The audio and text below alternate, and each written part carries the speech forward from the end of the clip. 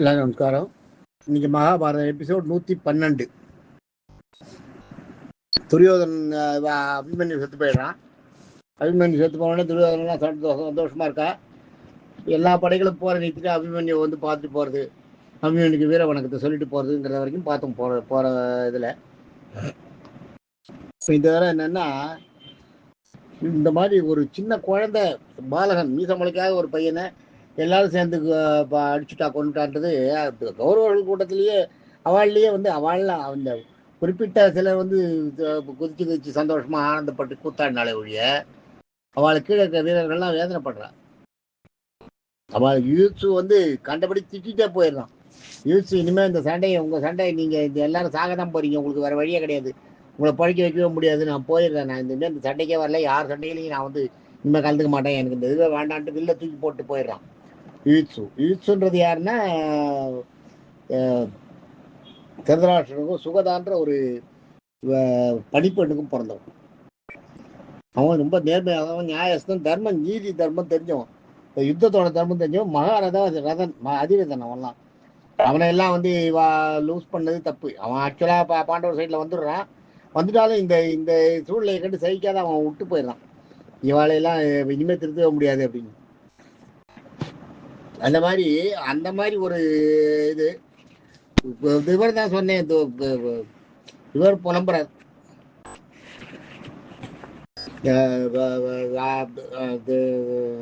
தர்மர்.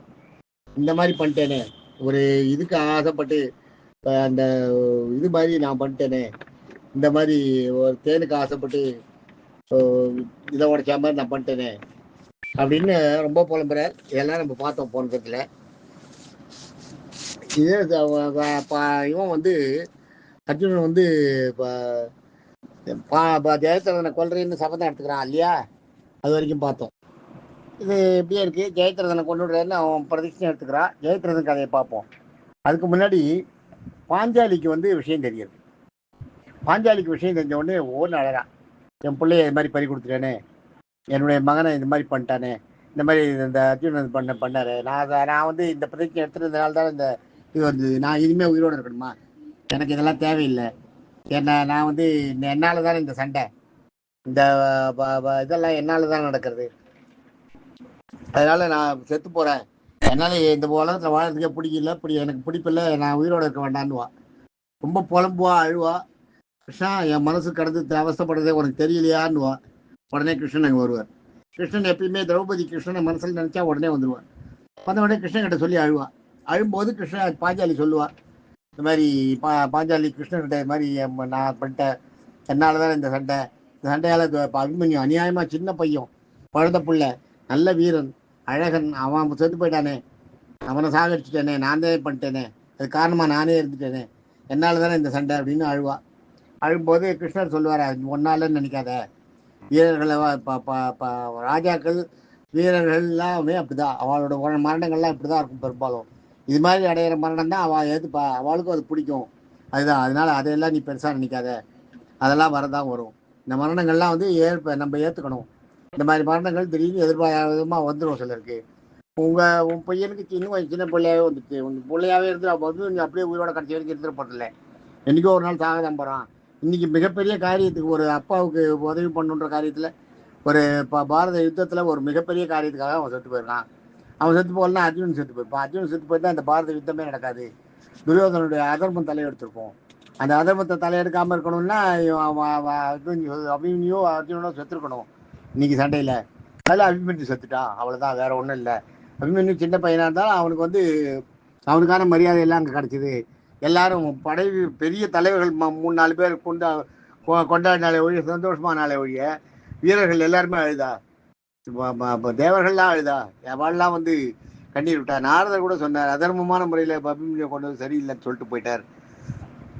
முற்றம் திறந்த ஞானி, எல்லாரும் தெரிஞ்சவாவா, அதர்மன அபிமன்யு கொள்றதை பற்றி அவர் ஒன்றும் சொல்ல, நியாயமில்லாத முறையில் பண்ணிட்டா அப்படின்னு சொல்லிட்டு போயிட்டார். இதெல்லாம் சொல்லுவார் கிருஷ்ணன் சொல்லுவார். சொன்ன உடனே பாஞ்சாலி கொஞ்சம் ஓரளவு தேருவா. பாஞ்சாலி தேர்ன உடனே பாஞ்சாலி மெதுவாக உத்தரகிட்ட சொல்லுவான், இந்த மாதிரி அபிமன்யு காலமாயிட்டான் அப்படின்னு. அபிமன்யு காலமாயிட்டானா, அந்த சண்டையில் பண்ணிட்டானா, புறம்புதுகிட்டு தன பின்னாடி இருந்து அடிச்சாடினாலே அவன் வந்து புறம்புகிட்டு செத்தானா நேரா திரும்பி செத்தானான்னு கேட்பான்.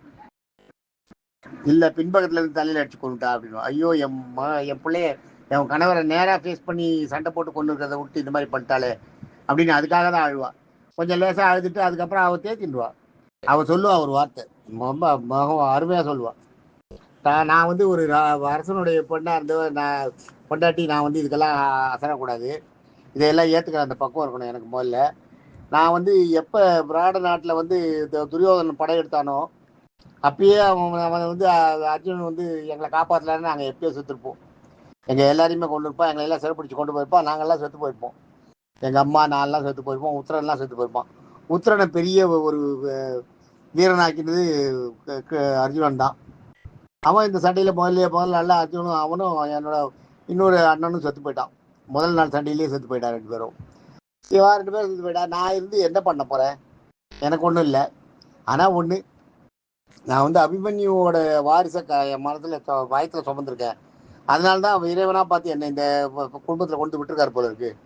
பரவாயில்ல, அது வரைக்கும் நான் வந்து இந்த பாண்டவ வம்சத்தை வளர்த்தேன் அப்படின்ற அந்த பேரோட அந்த பேர் எனக்கு கிடைக்கிற வரைக்கும் சந்தோஷம். இந்த வம்சம் வளர்றது என் வயத்துலன்னுவா. அதை டைரக்டா சொல்லுவா, இது மாதிரி தனக்கு தான் பிள்ளையான் இருக்கான்றத. அதை கேட்ட உடனே இவளுக்கு எல்லாருக்கும் கொஞ்சம் சந்தோஷம் வரும். அந்த மாதிரி அது உத்தரை வந்து அது மாதிரி ரொம்ப இதுவாக சொல்லுவா. உத்தரை அவ்வளவு சோகப்பட மாட்டான். ஏன்னா அவன் வந்து ஒரு ராஜாவோட பொண்டாட்டின்றத கரெக்டாக இருப்பான். தான் புருஷன்னாலும் வீரமரணம் தான் அடைஞ்சிருக்கான். பாண்டவர்களை காப்பாற்றுறதுக்காக உள்ள போய் செத்துருக்கான், தர்மரை காப்பாற்றுறதுக்காக உள்ள போய் செத்துருக்கான்னு உடனே அவளுக்கு வந்து இன்னும் இந்த 50 வாடும். ஏன்னா அப்பா வந்து கங்கனா இருந்தப்ப அப்பா விராட அரசன் வந்து இவனை தர்மரை ட்ரீட் பண்ணது, தர்மரை மண்டையில் அந்த காயால் அடித்தது, இதெல்லாம் யோசிச்சுப்பா அவன். எப்படியெல்லாம் அவள் நமக்காக வந்து நம்மக்கிட்ட வந்து இருந்தா, நம்ம நாட்டில் ஒழிஞ்சுட்டு இருக்குதா, நம்ம வீட்டுக்கு வந்து நம்ம குடும்பத்துக்கு வந்து எவ்வளோ ஊழியெல்லாம் பண்ணியிருக்கா. அவள் குடும்பத்துக்காக நம்ம யாரையாவது விட்டா பரவாயில்ல, அவள் பிள்ளை தானே. அவள் பிள்ளை வந்தார், வந்து எனக்கு ஒரு குழந்தைய கொடுத்துட்டு அவர் காலமாயிட்டார். அவ்வளோதான். இந்த குழந்தைய வச்சு நான் அந்த வாரிசை, இந்த குடும்பத்தை வாரிசை வளர்ப்பேன். இந்த குழந்தை வாரிசு வளரும், இந்த குடும்பத்தில் நல்லா இருக்கும் அப்படின்னு சொல்லுவார். சொல்லிட்டு அவர் வந்து காலமாயிடுறார். அபிமன்யு செத்து போயிடுறான், உத்தரையும் இதுவாயிடுறான். இவன் வந்து ஜெயத்ரதனை கொண்டு விடுறேன்னு இவன் சபதம் எடுத்துக்கான். ஜெயத்ரதன் யாருன்னா சிந்து நாட்டு ராஜா விருதாட்சன் ஒரு அரசன். விருதாட்சன் மிகச்சிறந்த சிவபக்தன், ஞானி.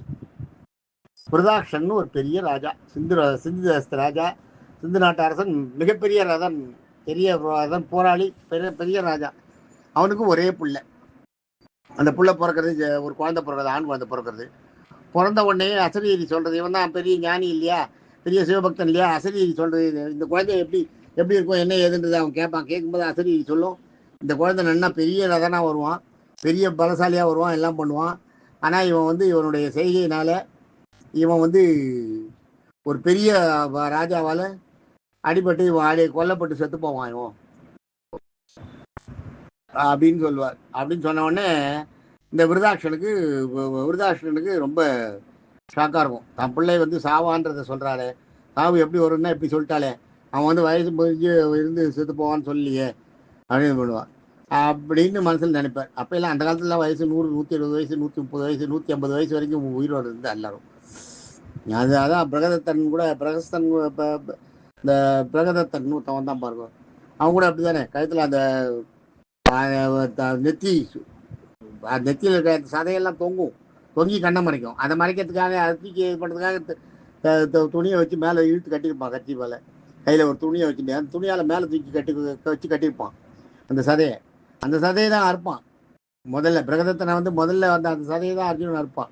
அறுத்த உடனே அது அறுந்து போகும். அது அறுந்து போனோடனே அவன் கண்ணை மறைக்கும். அவன் கண்ணை மறைக்கும் போது இவன் வந்து அடிப்பான். அர்ஜுனன் வந்து மேலே அம்பு விடுவான். அவன் கண்ணை மறைச்சதுனால அடிக்கிறான்னு இல்லை, இவன் அடிக்கிறது அவன் அர்ஜுனனோட அம்பு வருது அவனுக்கு தெரியாமலே செத்து போவான். நிறைய அடிபட்டு செத்து போவான். அந்த மாதிரி எல்லாம் ஒரு இருக்கு. அது மாதிரி 100, 150 வயசுன்றதெல்லாம் சாதாரண. ஆனால் வில்லாளி பயங்கர பவர் இருக்கும். அதே மாதிரி இவனுக்கு சொல்லலையே அப்படின்னு விருதாட்சன் என்ன பண்றாரு, ஈஸ்வரன் நோக்கி பெரிய தவம் இருக்கார். ஈஸ்வரன் நோக்கி மாளாத ஒரு தவத்தை இருக்கார். ஈஸ்வரன் நோக்கி தவம் இருந்த உடனே பர்மாவும் ஈஸ்வரனும் என்ன பண்ணுவா, பிரம்மா கூட கொஞ்சம் யோசிப்பார். ஈஸ்வரன் வந்து வரம் கேட்டால் கொடுத்துருவார். அந்த மாதிரி ஈஸ்வரன் நோக்கி வர இருக்கும்போது ஈஸ்வரன் வந்து ஒரு ஸ்டேஜில் இவனோட இவனோட தவத்தோட அந்த வெப்பம் கைலாயத்தில் அடிக்கிறது. கைலாயத்தில் அந்த வெப்பம் தாக்கின உடனே பார்வதி வந்து உங்கள் சீடன் வந்து இது மாதிரி தவம் இருக்கான், நீங்கள் பேசாமல் இருக்கீங்களே அப்படிங்குவார். இப்போ சொல்லுவா, அவன் கேட்க போகிற வரன் வந்து சரியில்லாத வரன், அதை என்னால் கொடுக்க முடியாது, என்னை எப்படி நீ அவனுக்கு போய் பிரதர்ஷனம் வாங்கி சொல்கிறேன். அப்படி இல்லை, உங்கள் வந்து உங்களை நம்பியே வந்திருக்காருன்னொடனே நீங்கள் அவனுக்கு போய் ஏதாவது வரம் கொடுத்துட்டு தான் வரணும். அவன் கூப்பிட்றானோடனே அவனுக்கு நீங்கள் மரியாதை கொடுக்கணும். அவன் உங்களை நோக்கி தான் தவம் இருக்கான், நீங்கள் போக வந்து சிவனை அனுப்பிவிடுவார். சிவன் வருவார். சிவன் வந்து விருதாட்சனுக்கு பிரத்யட்சமாகி உனக்கு என்ன வேணும்னு கேட்பார். என்ன வேணும்னு கேட்கும்போது, என் பிள்ளை இந்த மாதிரி பிறந்திருக்கான், என் பிள்ளைக்கு சாகாத வரம் வேணும்னு கேட்பான். சாகாத வரம் எப்படி கொடுக்க முடியும்? பிறப்புன்னு உன் பிள்ளை பிறந்துட்டான் இல்லையா, பிறந்துட்டு அப்புறம் அந்த ஜீவன் இறந்து தானே ஆகணும். இறக்காமல் இருக்கிறது சரியில்லையே. அதனால் இப்போ இறப்பு இல்லைன்ற வரன் வந்து சரியில்லை. இறப்பு இல்லைன்ற வரன் நான் இல்லை, பிறந்தட்டா இறக்கணுன்றது நியதி. அதை எந்த வரத்தாலையும் ஒன்றும் பண்ண முடியாது. பிறந்தவன் எல்லாரும் செத்து தான் போவான். அதனால் அதை நான் ஒன்றும் பண்ண முடியாது, வேறு ஏதாவது வரம் கேளுங்குவார். உடனே வேணும் போனோம், பிறந்தா இறந்து தானே போகணும். சரி, எவன் என் பிள்ளைய அடிக்கிறானோ அவனும் சாகட்டும், என் பிள்ளைய எவன் சாகடிக்கிறானோ அவனும் சேர்த்து சாகட்டும். அதை முக்க தடுக்க முடியாது இல்லை, இவன் இறக்க முடியாதுன்னு தான் கொடுக்க முடியாது. என் பிள்ளைய சாகடிக்கணும் அவனும் சாகட்டுன்றது வாங்கலாம் இல்லையா. உடனே இவனுக்கு அந்த மாதிரி ஒரு எண்ணம் தோன்றுறது. என் பிள்ளைய கொள்றவன் அவனும் சாகணுன்றது அந்த பழிச்சிக்கிற அந்த வெளியில தான் வருது. என் பிள்ளைக்கு இப்படி இருக்கணும் அப்படி இருக்கணும், என் பிள்ளைக்கு இப்படி பாதுகாப்பு வேணும்னு அந்த மாதிரிலாம் கேட்குறது இல்லை. இவன் என்ன பண்ணுறான், இவன் வித்தியாசமாக கேட்குறான். அந்த வரனை கேட்கும்போதே என் பிள்ளைய வந்து என் பிள்ளையோட தலை யார் கையால் கீழே விழுறதோ அவள் தலை சுக்குநூறாக உடச்சி போகணுவான். உடனே ஈஸ்வரன் வந்து சரி அப்படியே கொடுத்துட்றாரு. உன் பையனோட தலையை யார் எடுக்கிறாளோ எடுத்து கீழே போடுறாளோ அவளை வந்து அவளோட தலையும் வெடிச்சு சுக்குவா போகும். அதோட அந்த வாரம் நான் தரேன், 2 பேரும் சாகிற வரம் தானே, அது என்னால் தர முடியும்னு ஈஸ்வரன் கொடுத்துட்டு போயிடுறாரு. போன உடனே இவன் வந்து சரி தான் பிள்ளைய காப்பாற்றிடணும்னு ரொம்ப சந்தோஷமா இருக்கான். அவன் தான் ஜெயத்ரதன், அந்த புள்ள தான் ஜெயத்ரதன். அந்த ஜெயத்ரதன் வளர்ந்து வளர்ந்து வளர்ந்து சின்ன குழந்தையா இருக்கும்போதே வளர்றான், பெரிய ஆளாகிறான். இந்த ஜெயத்ரதன் பெரிய ஆளான உடனே இவன் இந்த இது இந்திரபிரஸ்தத்துக்கு வரா பாரு. இந்திரபிரஸ்தத்தில் அந்த இதெல்லாம் நடக்கும்போது இந்த ஜெயத்ரதன் வந்து சரியில்லை. அதான் சொன்னேன் இல்லையா, ஆரம்பத்திலேயே வந்து திரௌபதியை கல்யாணம் பண்ணிக்கிறதுக்காக அந்த வில்ல உடைக்கிறதுக்கு வரான், தோற்று போகிறான். அதே மாதிரி அந்த படைகளை மாடுகளை கணக்கெடுக்க போகும்போது அவளை விட்டுட்டு இவன் போய் பாஞ்சாலியை பார்த்து பாஞ்சாலிக்கிட்ட அசிங்கப்பட்டு அடிச்சு பீமன் வந்து அவனை அடித்து கொண்டு வரான். அதெல்லாம் பார்த்தோம் இல்லையா. அது மாதிரி அவன் வந்து கேரக்டர் வைஸ் சரியில்லாதவன். அவனுக்கும் வயசாகுது, அவனுக்கு நிறைய பத்திரிகைகள்லாம் இருக்கா. அவனுக்கு வயசு 50 வயசு ஆகும்போது அந்த அர்ஜுனனோட ஒரே தங்கை, கடைசி தங்கை ஒத்தி இருப்பாள், துச்சலைன்னு பேர். அவளுக்கு வந்து வயசு வந்து 13 வயசு. 13 வயசு அந்த காலத்தில் பொம்னாடிகளுக்கு வந்து 7-8 வயசுலேயே கல்யாணம் பண்ணுவா. 13 வயசுல அவள் பூப்பு அடைஞ்ச உடனே அவளுக்கு கல்யாணம் பண்ணணும்னு பார்க்குறா. இவன் பார்க்கும்போது துரியோதனன் என்ன பண்ணுவான், இவளை வந்து ஜெயத்ரதனுக்கு கல்யாணம் பண்ணி கொடுத்துலான்வான். ஜெயத்ரதனுக்கு 50 வயசுக்கு மேலே. இவளை கொண்டு போய் இந்த துச்சலையை கொண்டு போய் கல்யாணம் பண்ணி கொடுக்குறதுன்றது சரியில்லைல்ல. அதை எல்லாரும் எதிர்ப்பா. அவளே துச்சலையே விரும்ப மாட்டான், இது இந்த மாதிரி கல்யாணம் பண்ணி கொடுக்குறேன்டானேன்னு, இது மாதிரி நம்ம அண்ணா இது மாதிரி பண்ணானேன்னு. இருந்தாலும் அந்த காலத்தில் பொம்னாட்டிகளுக்கு அந்த அளவுக்கு ஃப்ரீடம் கிடையாது. பொம்னாட்டிகள் வந்து அண்ணாவோ அப்பாவோ சொன்னால் கேட்டு போக வேண்டியது தான், அவ்வளோதான். அவளை ஒரு மிஷின் மாதிரி தான் வச்சுட்டு இவள் ட்ரீட் பண்ணான். வம்சவருத்திக்கு ஒரு மிஷின் வேணும், அதுக்கு பொம்னாட்டி, அவ்வளோதான், வேற எதுவும் கிடையாது. தன்னோட வம்சத்தை காப்பாற்றுறதுக்குன்னா இவன் என்ன அந்த மாதிரிலாம் பொம்னாட்டிகளை யூஸ் பண்ணிட்டான். இவன் துரியோதனன் என்ன பண்ணுறான், நம்மளுக்கு வந்து இந்திரபிரஸ்தம் கிடைக்கணும்னு நம்ம நினைக்கிறோம். இந்திரபிரஸ்தத்தை கிடைக்கணும்னா நம்ம வந்து பாண்டவர்கள்ட்ட சண்டை போடணும். பாண்டவர்கள்ட்ட சண்டை போகும்போது நம்ம எல்லா நாட்டு ராஜாக்களையும் நம்ம கையில் கூட வச்சுக்கணும். பாண்டவர்களோட அசாத்திய திறமை நமக்கு தெரியும். அப்போ நமக்கு படபலம் நிறைய வேணும். இப்போ சிந்துராஜனோட படபலம் நமக்கு வேணும். சிந்து அரசனோட படபலம் வேணும்னா நம்ம என்ன பண்ணணும், சிந்துராஜனுக்கு இந்த நம்ம பொண்ணை தங்கையை கல்யாணம் பண்ணி கொடுத்துட்டோம்னா தீராத உறவாயிடும். உறவானவனே அவன் நம்மளுக்கு தான் சப்போர்ட் பண்ணணும், வேற வழி இல்லை அப்படின்ட்டு மனசில் இவன் நினச்சிட்டு துச்சலைக்கு பிடிக்காமலே துச்சலைக்கு கொண்டு போய் கல்யாணம் பண்ணி கொடுத்துருவான். அவளை துச்சலை கல்யாணம் பண்ணி கொடுத்துருவான் ஜெயத்ரதனுக்கு. துச்சலையை ஜெயத்ரதன் அவன் ஒரு மாதிரி சரியில்லாத ஆளாகும். அவன் வந்து பொம்மநாட்டிக்கு வந்து ஒரு மாதிரி ரொம்ப காமவெறி பிடிச்சவன். அவன் என்ன பண்ணுறான், துச்சலை சின்ன பொண்ணு கிடைக்கிறானே ஓகேன்ட்டு கல்யாணம் பண்ணிக்கிறான். அந்த மாதிரி கல்யாணம் பண்ணுறவன் தான் துச்சலை விரும்பாமலே அந்த கல்யாணத்தை பண்ணி அவளை வந்து ஜெயத்ரதன் வந்து மாப்பிள்ளை ஆகிட்டான். எப்படியோ ஜெயத்ரதன் இப்போ மாப்பிள்ளை ஆகிட்டான் இல்லையா. ஜெயத்ரதன் மாப்பிள்ளை ஆகிட்ட உடனே ஜெயத்ரதன் வந்து துரியோதன சைடில் சண்டை போடுறதுக்கு வரான். இந்த மாதிரி வந்து தான் ஜெயத்ரதன், அந்த மாதிரி வந்த ஜெயத்ரதன் தான் இங்கே சண்டை போடுறான். அது ஜெயத்ரதனோட கதை இப்படி இருக்கு. அவன் தான் வந்து என்ன பண்றான், அபிமன்யுவை வந்து பின்னாடி மண்டையில இருந்து அடிச்சு கொள்றான். அபிமன்யு உள்ள போகக்கூடாது, அபிமன்யுவோட பீமனும் யுதிஷ்டனும் உள்ள போகாத அந்த வழியை அடைச்சது, வியூகத்தை அடைச்சது அவன் தான். பெரிய ரத ரத அதிரதனமும் பெரிய போராளி, பெரிய சண்டைக்காரன், பெரிய சண்டை போட தெரிஞ்சவன், நல்ல வித்தையெல்லாம் தெரிஞ்சவன், குணம் தான் சரியில்லை. அவன் என்ன பண்றான், அந்த நீதி நியாயம் பார்க்காத போய் அவன் பீமனை அபிமன்யுவை பின்னாடி இருந்து அடிச்சு கொள்றதுன்றது வந்து ஒரு எந்த இதுலையுமே இல்லாது. பின்னாடி இருந்து கொள்றதுன்றது இன்னுமே நடக்கும். இன்னுமே பாரத போர்ல நிறைய வரும் அந்த மாதிரி. அந்த மாதிரி பின்னாடி இருந்து அடிக்கிறது, ஆயுதம் அதை வழியை கொள்றதுன்றதெல்லாம் இனிமே வரும். ஆனா இதுதான் முதல்ல தெரிஞ்சு பெரிய துரோகம். இதுதான் துரோணர், அதாவது ஒரு அறத்தை காக்க வேண்டிய துரோணர், அந்த போர் போர் தர்மத்தை காப்பாற்ற வேண்டியவர் வந்து துரோணர். அவரே வந்து கர்ணன் கிட்ட சொல்லி பின்னாடி எல்லாம் போய் அடிந்தார். கர்ணன் வந்து யுத்த ஆரம் நன்னா தெரிஞ்சவன். அவனே துரோணர் சொல்றாரு, நீங்க என்ன இப்படி சொல்றீங்க, அது மாதிரி பண்ணலாமான்னு கேட்கவே இல்லை. அவனும் அந்த நேரத்தில் போய் அடிக்கிறதுக்கு போறான். ஆக முதல்ல வந்து யுத்த தர்மத்தை தாண்டது வந்து முதல் 2 பேர், இவன் 2 பேர் தான், துரோணரும் கர்ணனும் தான். இது வந்து அர்ஜுனன் மனசுல நீங்காத ஒரு வலியை கொடுக்கறது. ரொம்ப அர்ஜுனன் மனசுல ரொம்ப கர்ணன் வந்து இது மாதிரி பண்ணலாமா, துரோணர் இது மாதிரி பண்ணுவாரா, துரோணர் நமக்கு ஆச்சாரியன் இல்லையா, எனக்கு ஆச்சாரியன்னா என் குழந்தைக்கு அவர் தானே ஆச்சாரியன், என் குழந்தைய இப்படி கொள்றதுக்கு அவர் காரணமாயிட்டாரு, என் குழந்தைய கொண்டுட்டாருன்னு ரொம்ப புலம்புவான். துரோணர் மேல இருந்த ஒரு மரியாதை அது வரைக்கும் துரோணாச்சாரியரை வந்து கொல்லணும்னு இவன் நினைக்கல. துரோணாச்சாரியர் வந்து சண்டை போட்டு அவரை ஜெயிச்சிருக்கானே ஒழிய, அவரை விரட்டி விட்டுருக்கானே ஒழிய, அவரை கொல்லணுன்ற எண்ணம் இவனுக்கு மனசில் தோணவே இல்லை.